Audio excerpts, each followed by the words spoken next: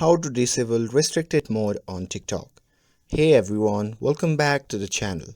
In today's video, I'll show you how to turn off restricted mode on your TikTok app. So now without further ado, let's get started.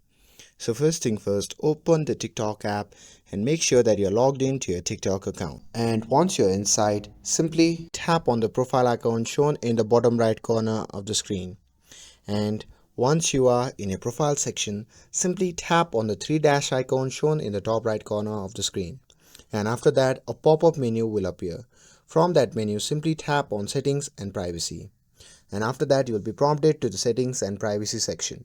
From here, simply scroll down and tap on Content Preferences under the Content and Display section.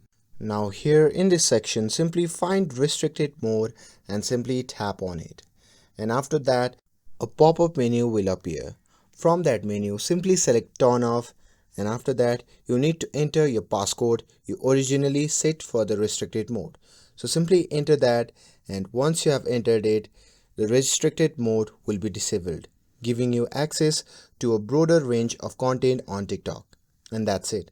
With this, if you found this video helpful, then don't forget to like, share, and subscribe to get updated for more videos. Thanks for watching, and I'll see you in the next video.